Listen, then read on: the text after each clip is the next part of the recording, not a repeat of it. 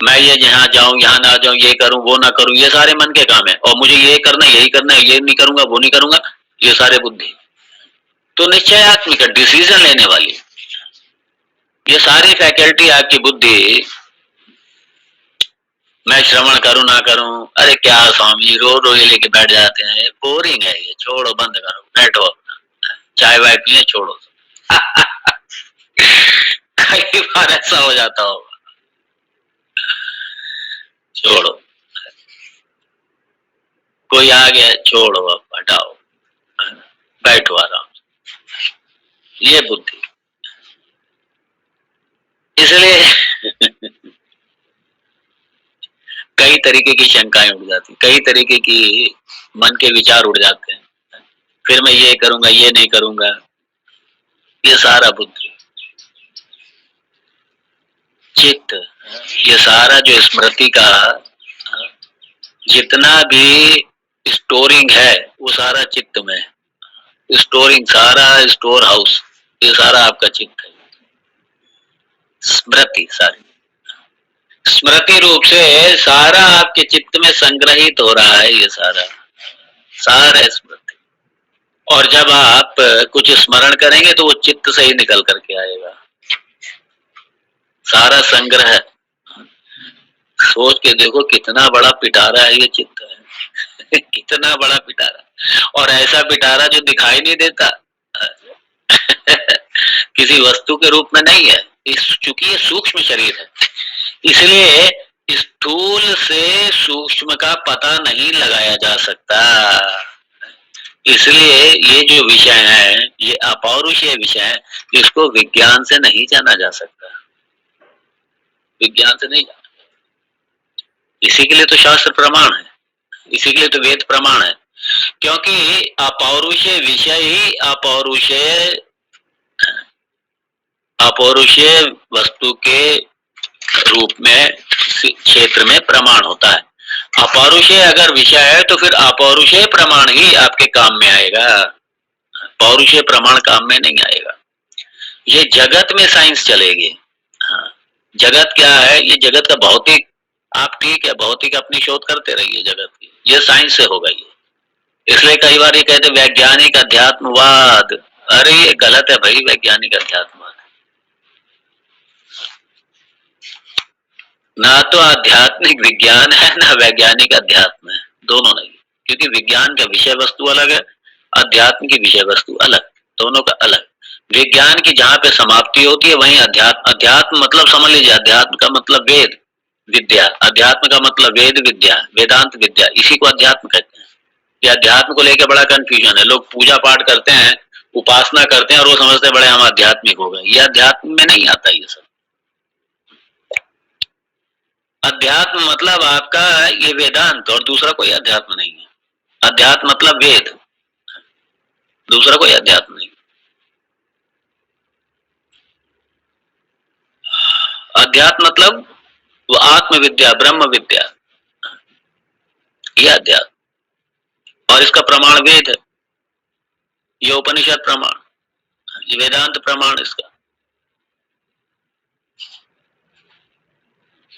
तो इसलिए एक सूक्ष्म शरीर, स्थूल शरीर, स्थूल जगत को आप विज्ञान से जान सकते हैं, लेकिन जो सूक्ष्म जगत है, जो सूक्ष्म प्रपंच है, उसको आप विज्ञान से नहीं जान सकते। अगर विज्ञान से जान लेंगे तो फिर वो सूक्ष्म नहीं रहेगा, फिर स्थूल कहलाएगा फिर वो।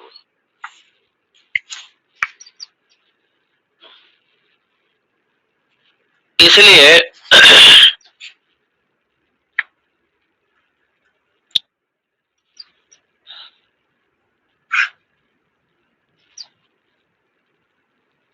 तो यहाँ पे दोनों इनका अंतःकरण चतुष्टय का मन बुद्धि चित्त, अब बचा अहंकार। अहंकार ही इन सब का प्रयोग करता है। ये जो देह में अहम बुद्धि, मन में अहम बुद्धि, चित्त में अहम बुद्धि, ये ये ये सारे अंतःकरण में जो अहम बुद्धि है, जो अहंकार है, और ये अहम बुद्धि आती है ये अध्यास से। देहात्म देहात्म बुद्धि से, देहात्म बुद्धि से ही अहम बुद्धि उत्पन्न होती, यही अहंकार, यही अहंकार, यही ईगो, यही अहंकार। और ये भी मैं नहीं हूँ, नहीं हूँ, ना मैं मन हूँ, ना मैं चित्त हूँ, ना मैं बुद्धि हूँ, ना मैं अहंकार हूँ, मैं चारों नहीं हूँ मैं। इसलिए अंतःकरण सारा ये किस में आ गया, ये आपके सूक्ष्म शरीर में, ये इदम में आ गया, सब इदम में आ गया। मैं नहीं हूँ ये। और मैं कौन, मैं वो चैतन्य तत्व, सबका अधिष्ठान होने से जिसका कभी बाध नहीं होता। नहीं नहीं नहीं, ये आपने कैसे कह दिया, मैं अहंकार मैं नहीं हूँ, अहंकार अहम ये मैं नहीं हूँ, अहंकार मैं नहीं हूँ, ईगो मैं नहीं हूँ, कैसे आपने कह दिया? अरे आप निद्रा को याद कीजिए ना, निद्रा में आपको ये पता होता है कि मैं हूँ, निद्रा में आप कहते हैं कि मैं हूँ, अब जब नींद लेते हैं तो कहते हैं कि मैं हूँ, नहीं, वह अहंकार गया आपका, ईगो आपकी गई, अहंकार आपका गया। क्यों? क्योंकि जिसके तादात्म्य से अहम बुद्धि अहंकार आता है वही सो गया, वही सो गया, वही उसका ही लय हो गया, वही अपने अव्यक्त अवस्था में चला गया। इसलिए आप वहां पे मैं हूं नहीं कह सकते आप।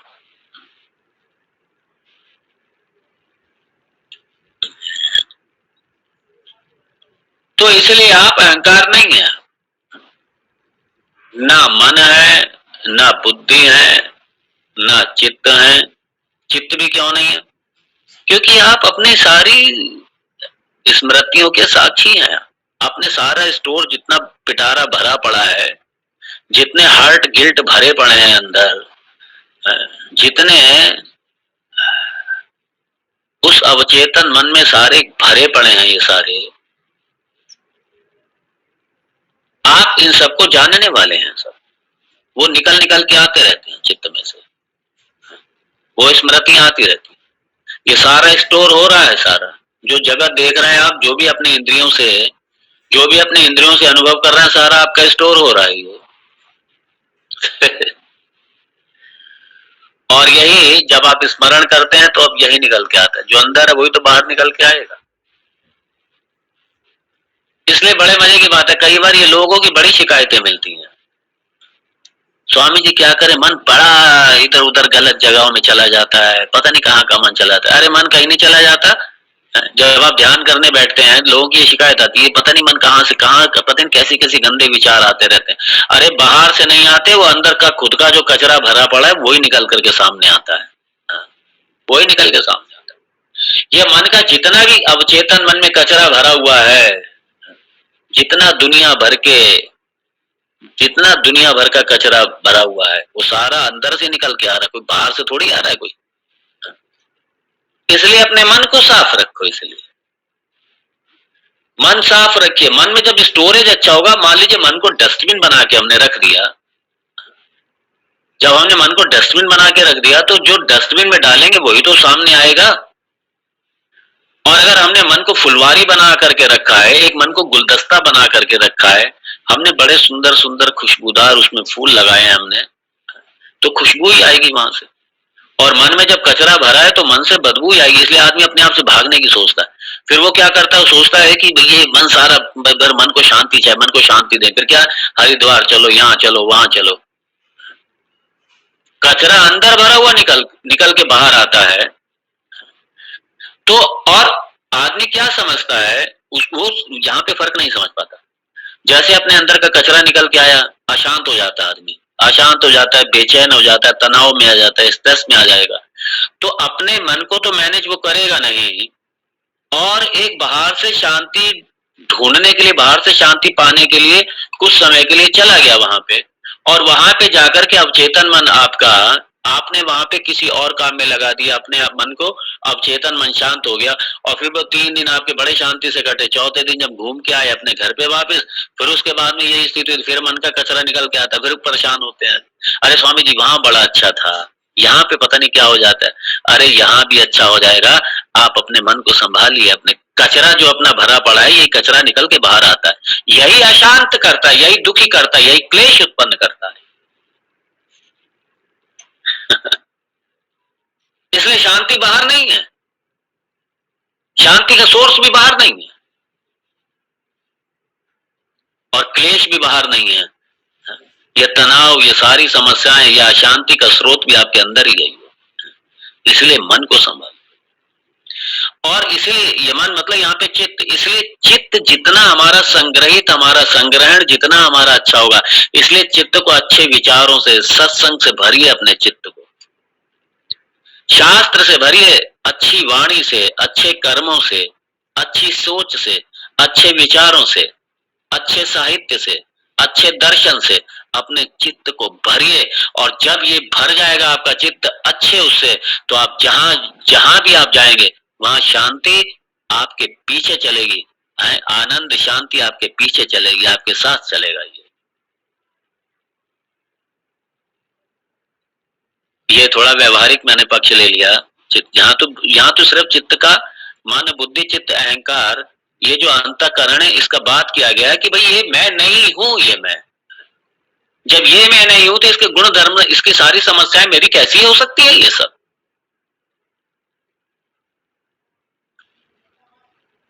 इसलिए भगवान भाष्यकार, भगवान शंकराचार्य यहाँ पे सबका बात करते हैं, अंतःकरण का बात करते हैं कि अंतःकरण में नहीं। ये ध्यान दीजिए, ये निधि ध्यासन के लिए, क्योंकि सामान्यतः हम लोग परेशान होते हैं, इसी से परेशान होते हैं। कई बार वेदांत में, वेदांत का खूब श्रवण कर लेंगे और उसके बाद में भी दुखी रहेंगे, परेशान रहेंगे। इसका मतलब क्या है? इसका मतलब यह है जो मेरी विपरीत भावना है वो अभी बनी हुई है। ये जो देह को मैं मानना और ये सूक्ष्म शरीर को मैं मानना, स्थूल शरीर को मैं मानना, ये मेरा अभी बना हुआ है। इसलिए इसकी समस्याएं बनी हुई हैं, इसलिए सारी शिकायतें बनी हुई हैं। इसलिए विपरीत भावना की निवृत्ति, विपर्य निवृत्ति, इसके लिए है ये। इसलिए निधिध्यासन है ये, आत्म तत्व निरूपण, इदम अहम का पृथकीकरण है। ये इसलिए बराबर ये जो विपरीत भावना है, ये अंत में जो ये जो अंतिम लाइन आती है, चिदानंद रूपा शिवोहम शिवोहम, ये क्या मेरा पूरी तरीके से मेरा जीवन बना है क्या? यहां तक हमें अपने स्वरूप मेरा क्या है? चिदानंद रूपा शिवोहम शिवोहम, ये मेरा स्वरूप है, ये मेरा परिचय है, ये मेरा मैं हूं। कौन मैं सच्चिदानंद हूं, मैं सच्चिदानंद ब्रह्म हूं, मैं, ये मेरा परिचय है। और अगर ये मेरा परिचय है तो फिर दुख काहे का? और अगर दुख है बना हुआ तो इसका मतलब अभी मैंने भले ही इंटेलेक्चुअल लेवल पे समझा है, लेकिन मेरी अभी विपरीत भावना तो मेरी बनी हुई है, विपरीत बुद्धि तो मेरी बनी हुई है, देह बुद्धि मेरी बनी हुई है, जगत बुद्धि मेरी बनी हुई है, अहम मम बुद्धि मेरी बनी हुई है इस जगत। तो इस अहम को, इस मैं को, जो जगत में जुड़ा हुआ जो मैं है, उससे हटा करके अपने स्वरूप में इस मैं को लाना, ये मुख्य उद्देश्य है इसका, ये मुख्य उद्देश्य। इसलिए विपरीत भावना, और यहाँ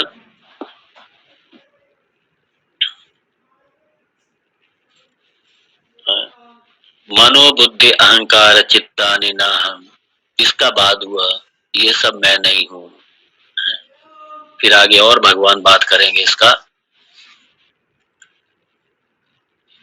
घड़ी मेरी कह रही है चुप हो जाओ, समय की सीमा होती है, समय की सीमा समाप्त है। और फिर आगे इसको कल के सत्र में और देखेंगे। आनंद लीजिए खूब, क्योंकि ये सीधा सीधा मेरा परिचय, मेरा बायोडाटा है ये। यहाँ पे मैं क्या अपने आप को समझ के, मैंने जो जो अपने आप को समझ के रखा हुआ है वो सारा बाद होगा, ये बाद की प्रक्रिया से।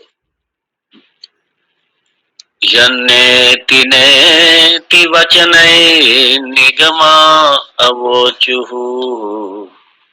ये भी निधिध्यासन के प्रातः स्मरण। ये भी निधिध्यासन। इसलिए आत्म षटक स्तोत्रम ये निधिध्यासन के लिए। और जब कभी आपके पास समय हो निधिध्यासन जरूर कीजिए। तो यहाँ पहले भगवान ने पहली लाइन में अंतःकरण का बात किया है कि ये सब मैं नहीं हूँ और न इनके गुण धर्म मेरे हैं, मैं इन सबसे पृथक हूँ। अब उसके बाद में ज्ञानेंद्रियों का बात करेंगे, या ये समझ लीजिए जो प्रथम 2 लाइनें हैं, पंक्तियां हैं, इसमें सूक्ष्म शरीर का